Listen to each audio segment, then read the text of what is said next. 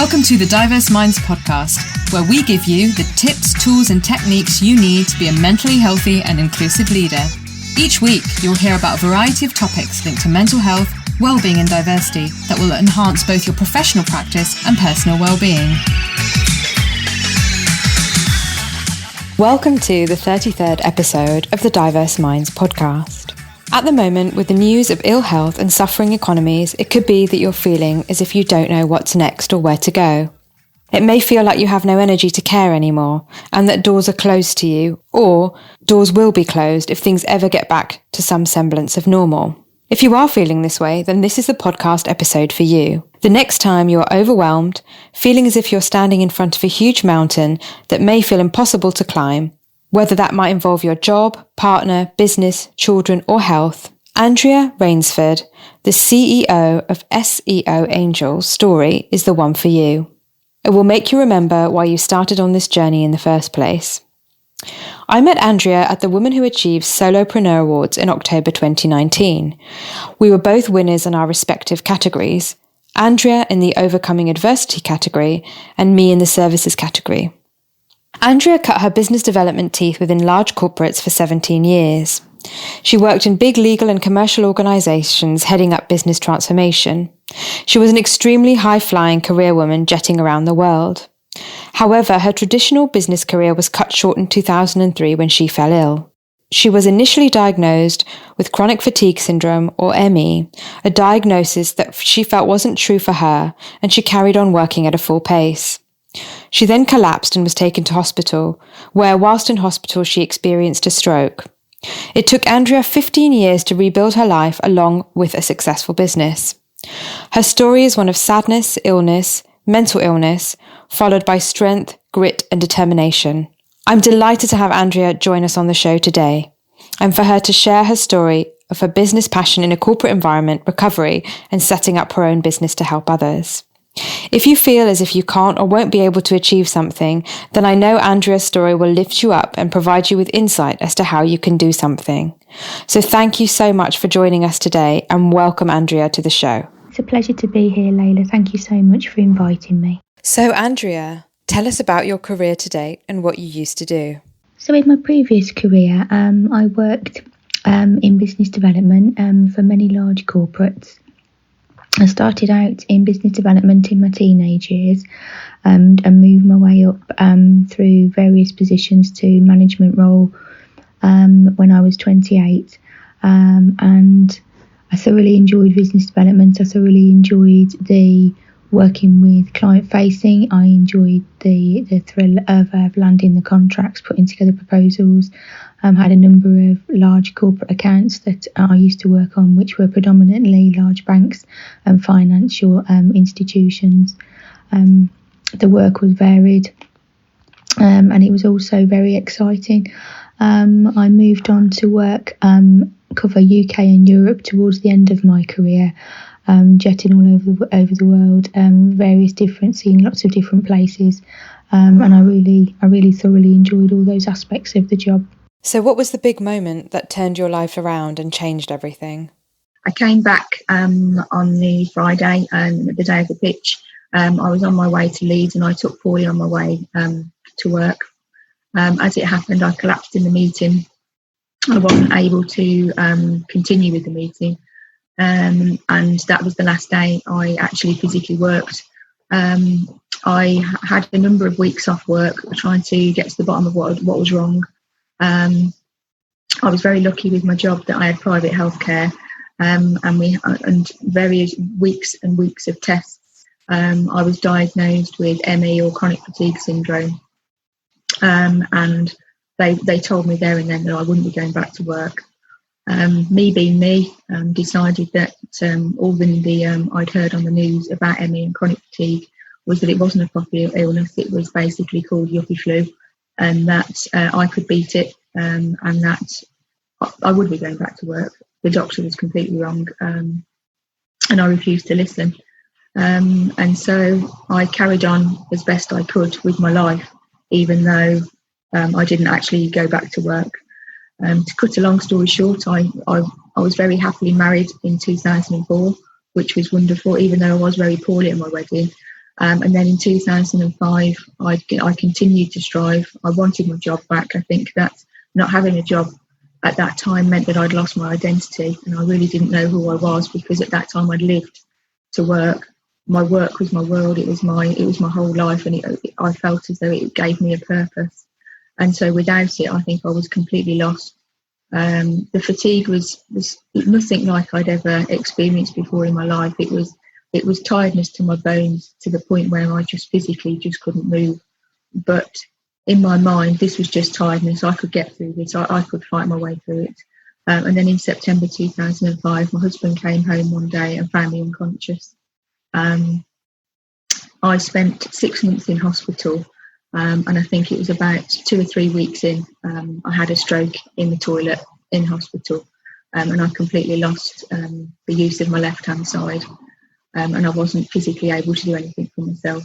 I wasn't able to feed myself or take myself to the toilet or wash or dress. And the recovery was very long and it was very hard. And all told, it's taken around 15 years. It took 5 years for me to learn to walk, and 5 years for me to become a certain level of independent on my, for myself. But I think that in the current climate and with everything that's happening today, I have put a few posts out recently to say that I do know quite a lot about isolation. I don't think I went outside for about 4 years. I lived in a hospital bed in our front room, so our living room was converted into basically a ward. And I used to have 2 carers 4 times a day. They used to come in and wash and dress and help me go to the toilet and feed me. And that went on for a number of years. So I totally understand how everyone is struggling with isolation at the moment and not being able to go outside and not being able to live their lives. I lived like that for quite a long time, and I think what happened was that if at the beginning people had said to me that, you're not going to have a life for 15 years, I probably would have given up there and then.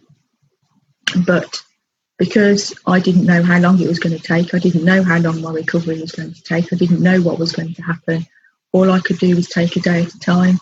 And I think that's my advice at the moment, is that it's got to be a day at a time. If it can't be a day at a time, it's got to be an hour at a time. And just deal with what's in front of you at that precise moment, and how you can get through it. I did suffer with my mental health quite severely during that time, because I lost everything. I lost my job, but I also lost my home. I lost my car. I lost my friends. We found ourselves homeless halfway through the process, and we had to sell our home and move into rented accommodation. And so I totally understand all the insecurities that everybody's having at the moment, and the uncertainties about worrying about income, worrying about their homes, worrying about putting food on the table. And I can totally feel for them, because we've been there, and obviously we're now going through the same thing, and we're going through it again. But the one thing that's helping me at the moment is to know that I've done it before and I can do it again. And that is what I would say to everybody, is we can do this. Life might look different on the other side, but we can do it. Thank you, Andrea. Thank you so much for sharing that. And I think it's such a, it takes you aback how you've climbed up over the last 15 to 17 years. And can I just ask you, what made you keep going? So that was really insightful when you said, the doctor said you've got chronic fatigue ME. I mean, I appreciate how serious it is, because I've worked with people in the workplace who have experienced chronic fatigue and ME. But what made you think, no, it's yuppie flu, it's not real, I'm going to crack on? What was so important for you to hold on to and not listen to your body? I think that the drive inside of me was something that was missing, and it was a mental health issue. And I'm well aware that it was a mental health issue. I think that due to issues in my childhood, I'd carried around these feelings of lack of confidence, insecurity, complete lack of self-belief. And I think that striving for the role that I had was what kept me going. And I think I mentioned during what I said was that my job became my identity, and without it I felt like a nobody.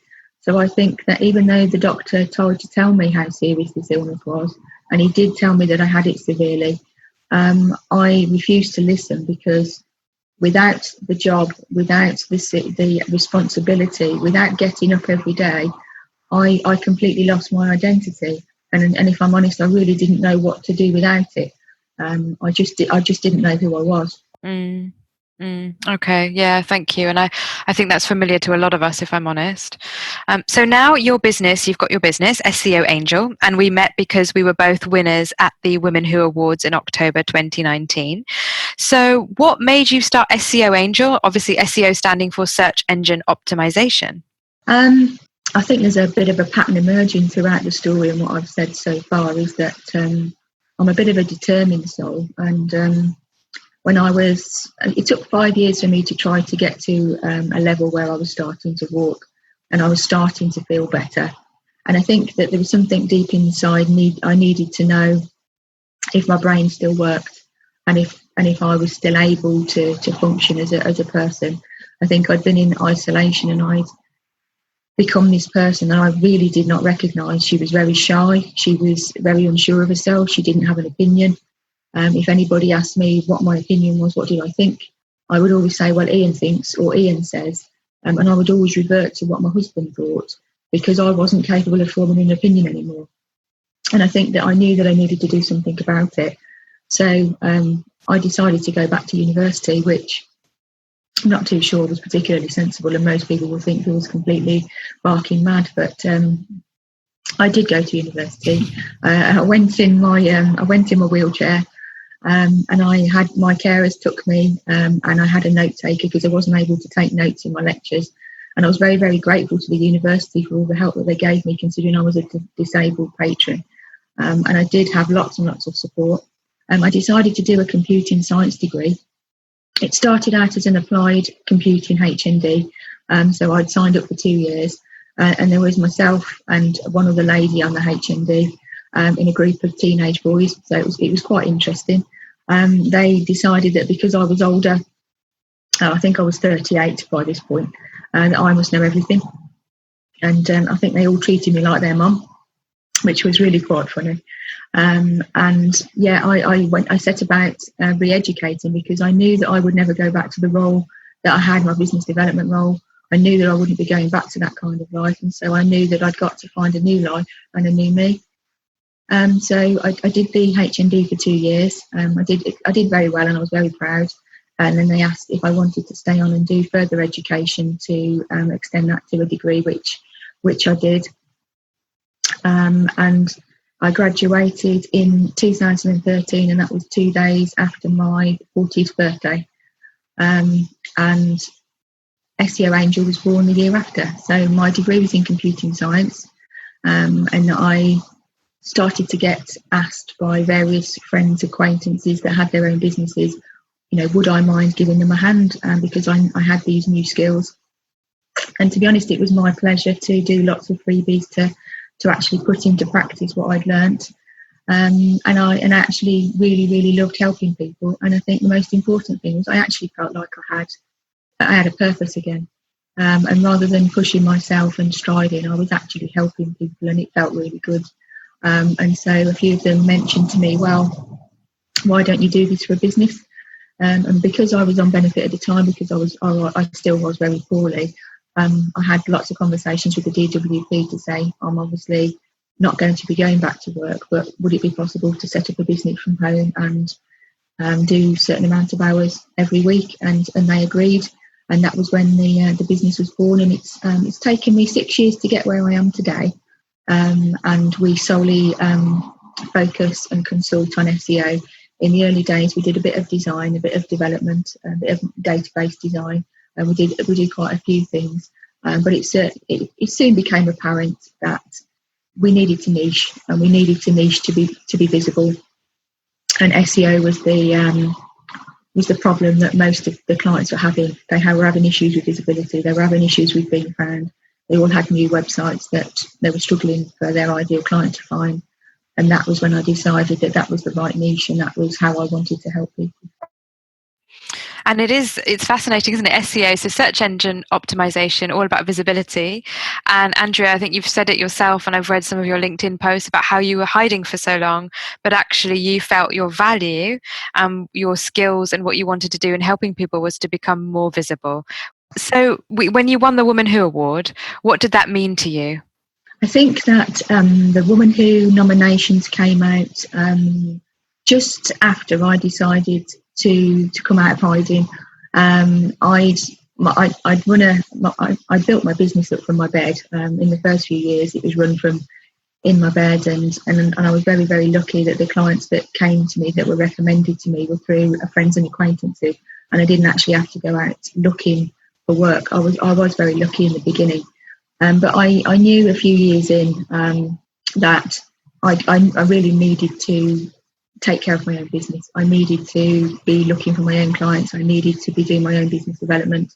I needed to become visible. It was what I told all of my clients. As you've mentioned, it was I didn't do that. I wasn't doing that. I wasn't doing that myself.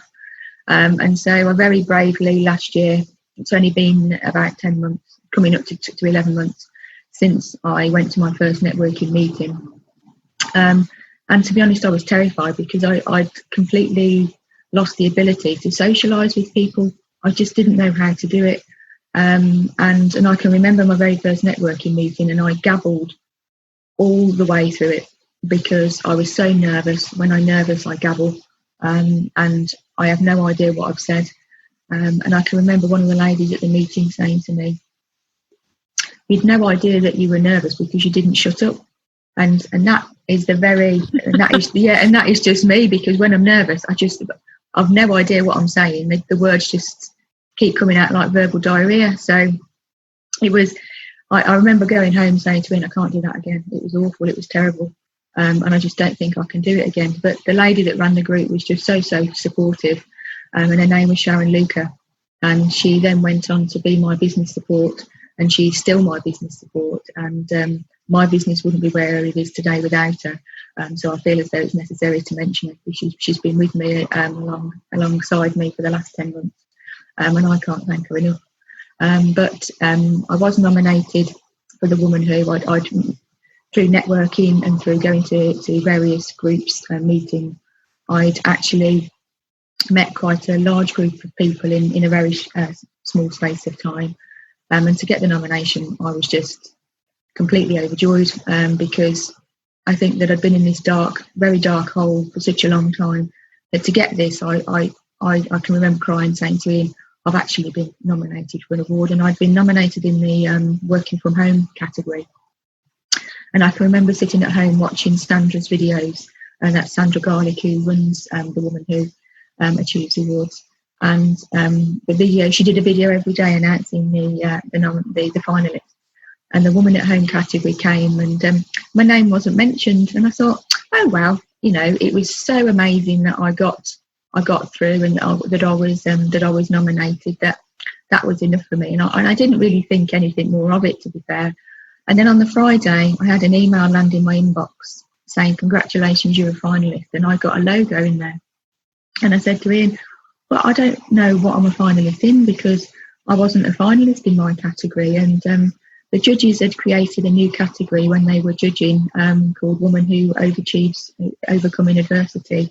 And I'd become a finalist in that category. And I contacted all the other nominees, the other finalists in our group, all contacted each other on social media, and we all chatted and got to know each other, and we agreed that we were going to meet up on the day of the interviews, and we all met each other, and every single one of them had got an amazing story, and I was in awe of all of them. And I went home thinking, well, this was a massive achievement for me. I'd gone to an interview all by myself. I'd gone into an interview by myself, and I'd only been out in the world for probably about 2 or 3 months at that time. And I can always remember Jules White, she has a sales coaching business called Love It, Live It, Sell It, and she's totally amazing. And she met me at the door of the golf club, and she held the doors open for me because I still walk with crutches. And she helped me get my food, she helped me get my drinks, and she just made me feel totally and utterly at home. So when I was there, I actually felt like I was part of this wonderful group, and that just continued from meeting everybody there, and then meeting everybody on the awards day, and then actually winning, which I still can't quite believe, if I'm honest. It's just totally changed my life and totally changed my business. The coverage and the people that I've met and the people that have since wanted to work with me has just been overwhelming, really. Yeah, that's brilliant. I'm really pleased to hear that, and I know what you mean. It's a lot to digest, isn't it, when you win an award and people say, "Oh, you should really bask in the glory and you deserve it," but you don't quite feel like that sometimes, do you? I think that even though I've conquered a lot of my mental health issues in overcoming what I've overcome, I've actually started to believe in myself now, and I've started to believe in. I am proud of myself in what I've done and what I've achieved. So I've started to feel a little bit more confident, but I still didn't quite believe that I deserved to win. I thought there was other people in the category that would win, and I thought that they would win. So to be honest, it was a complete shock. And the photos I am quite embarrassed of, to be honest, because I'm crying on all of them. So they are really quite embarrassing. I do look a mess, but the shock that on my face is just completely and utterly real. And I still look at the award on the side and think I'm just totally amazed that I won. And Dave Sharp was one of the interviewers, as you know, and Karen Heap, and they came up to me after, and Dave said to me, "I know that you don't want this award because you don't want the sympathy vote." And he said, "And I just want you to understand that you didn't get the sympathy vote.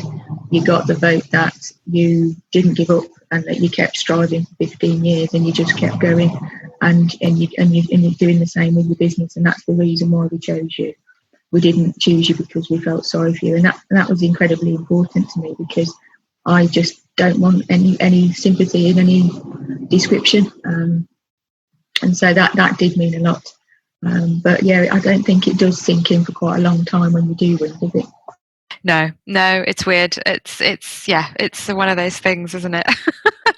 And so what would you advise other people? So sadly, we're going through a really difficult time globally, and there are going to be people who are going to deal with bereavement, also people that may acquire COVID-19 that potentially have life-changing health issues as a result. I mean, I hope not, but sadly, that's what a lot of the scientists are saying.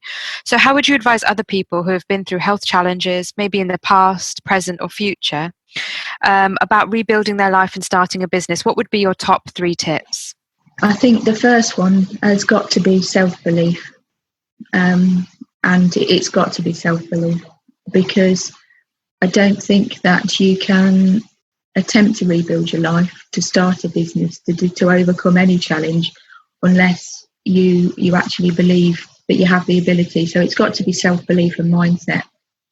And it took me a long time to change my self-belief and my mindset. And I think you did ask me what kept me going, and I didn't answer that, so I do apologise. But it's quite relevant to my top 3 suggestions, and that is that there were many times that I didn't want to keep going for me because my mindset wasn't right, my mindset wasn't there. But my husband had enough self-belief for both of us. So the fact that he never doubted me, and he never doubted once that I was going to get back, and whatever that looked like, he never doubted. And the fact that somebody had so much self-belief in me and actually kept me going. So the first one has got to be self-belief. I think the second one has got to be determination. And when I say determination, I don't mean that you've got to be completely and utterly determined all of the time, because I did a post on social media, on LinkedIn recently, that basically said that when bad things happen, like it is at the moment, we're all stuck inside. We can't touch our loved ones. We can't see them face to face. We can't socialise with people. Those are the population that are going to contract COVID-19 and are going to get health issues as a result. The determination isn't going to come straight away, and it's okay to sit down and cry and despair and whatever it is that you need to feel. But I think the key thing is that you've got to get that out. I'm speaking from experience, from somebody who bottled it up. because it is going to come back and haunt you one day. If you don't deal with it and you don't face it and you don't address it and all those emotions that go with it, and they're not going to be particularly pleasant emotions, they're going to be very, very hard to deal with. But by facing them and looking them straight in the eye and saying, yeah, I know it's okay to feel this way. It's okay to feel, this sad, this bad, this, uncomfortable, this low, this depressed. It's okay to feel all of those things. But then there will come a day when you've got to get up and fight. And that's where the determination comes in. And that's where your drive and your focus and your will to succeed comes in and actually, helps you find your new normal. My normal is nothing like my previous normal. My life is nothing like my life was before. Somebody asked me the other day if I'm happy. I am happy in myself, but I think it's only totally normal to still miss and yearn for that life that I had. Even though it wasn't particularly healthy, it wasn't a particularly good way to live your life. But I think there were certain parts of it that I would still love to have now. And then number 3, I think it's got to be consistency. And what I mean by consistency is that you've just got to keep showing up every day, and you've got to keep turning up every day. Because getting over an illness and starting a business go hand in hand, really, is that it's just not going to happen overnight. You're not going to recover overnight. And if you're starting a business, the success isn't going to come overnight. It's taken me 6 years to get to the point where I am with my business. And I see it as successful. And I'm very lucky that I do get a lot of inquiries over, pretty much every week. And my main focus and my main drive is that I want to help businesses succeed, and I want to see them succeed, and I want to see them to do well. And that is my main driving force. And that's what keeps me consistent. And that's what helps me to show up every day. It's okay to have a day off. It's okay to have a few days off. But the most important thing is to keep showing up, to keep being consistent, to keep putting out content, to keep talking to your ideal client, to keep speaking to them, keep engaging with them. Because you just don't have any idea, especially when you're on social media, how many people are actually lurking in the background and reading your content and getting to know you, because you're building a community. And that's what being consistent and that's what showing up does for you. Yeah, you're so right, Andrea. And whether you've got a business or whether you are working for any kind of organisation, I think you're absolutely right. I think the showing up as well is also communicating how you're feeling with your team, and if you can with your manager.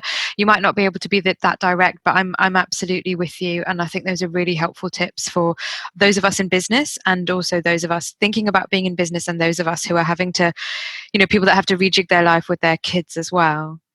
And you talked about the DWP, and you talked about how you went to them and you said, could I work a few hours from home? I'm going to have to refigure. I can't go back into a traditional workplace. And they said yes, which is great, because I know people that have had a nightmare with DWP. So my question to you is, how do you think business opportunities, whether it's grants or the way things are phrased, could be made as inclusive as possible to those with long-term health conditions, disabilities, and mental ill health? I think that I was lucky, and I think I was very lucky that I could get my case across. I do get full level PIP, and I did get ESA, and I just basically had the conversation that when people are coming back off long term sick, they do offer the work experience type of scenario where, to get you back into the workforce, you can go and do work experience within the industry or the business that you want to try to get back into work. And I actually said to them, but I can't do that. I'm not well enough to go out at this precise time. I'm not going to be well enough to go and sit in a business and do work experience. So is there any way that you can work with me so that I can start up my business from home? It's not going to be successful from the beginning. I'm determined that it will be, but it's not going to, it's going to be hard from the beginning.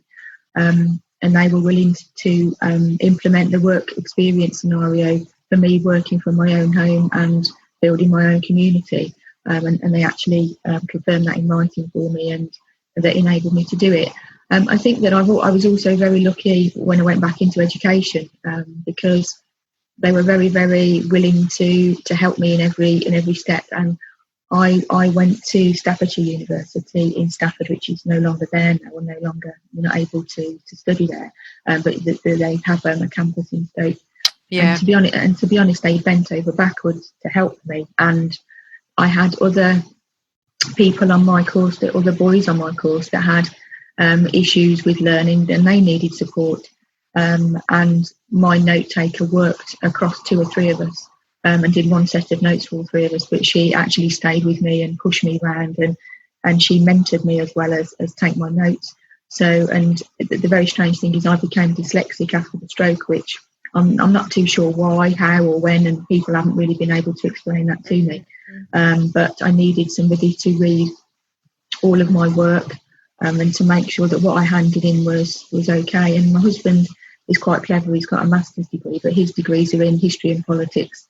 So far removed from computing science as you could possibly get. So the university allowed him to read all of my work before submitting, so that he could then, even though he didn't understand the topic, he could say to me, these sentences don't make sense. You've got words missing, there's letters wrong or whatever, because obviously I could run it through a spell checker, but the tone and the message, I needed a human being to do that for me, and they enabled me to do that. I think that in the workplace, I've never worked in a business as a disabled person, so I don't think I'm qualified to comment. But I know that if they could implement into business what they do in the education sector, it would enable, people that aren't able-bodied, like myself, who have got some kind of cognitive impairment, to still provide value. Because I think that if my CV landed on a corporate desk, and they could see that I'd had a stroke and that I have got some damage to my brain, which is inevitable, it would put doubts in your mind whether this person is actually viable for the job, and whether the person can actually do the job. And that is rightly so, because if I was an employer, it probably would put doubts in my mind. But I think that it would be great if there were schemes available, like in academia, where you can actually do a form of work experience, or you can actually go out in placement, and so that the employers can actually see how these disabled people and these can actually perform, and the value that they're able to give. Obviously, I'm not aware if these schemes already exist, or whether some employers already do that. But I think that we do have a lot of value to add, and I think that if there was a system in place to enable that, then that would be an amazing thing. And actually, Andrea, there are a few. So Shaw Trust run quite a few, and certain corporates will have specific programs. MenCap run quite a lot of support, enabling workplaces to shape and tailor jobs for those with cognitive impairments. So, but I guess it's about how people know about that. And I also think in terms of people setting up businesses, I don't feel there's enough out there for, people that have been through an experience like you, and I don't know what you think, do chime in, who have been on this long journey to recovery and need more support or understanding. And actually, access to work's there, but again, people don't really know that much about access to work. It does depend on the advisor you get as to the advice you receive. So I feel like it's quite patchy, and maybe people don't always know the opportunities available to them. I didn't know anything about any of that. I didn't have any advice. Yeah, that's interesting. I wasn't given any help at all, and I think that I'm just lucky that I worked in business development for 17 years, so I knew what to do and how to do it. I think the thing to mention is though that I didn't have the energy and I didn't have the ability to do everything that needed to be doing, and I think that's why it took me that little bit longer to get the business to where it is, because I had to do it slowly and I had to take my time, and I could only do a certain amount of things. And I think that I was lucky that I had a number of connections that got in contact, because I've been missing off the radar for quite a long time. A lot of people didn't know where I'd gone, and when I did come back, they were like, well, where have you been? What's happened to you? We haven't heard from you for so many years. And then when they heard the story, they were like, well, I want to try and help.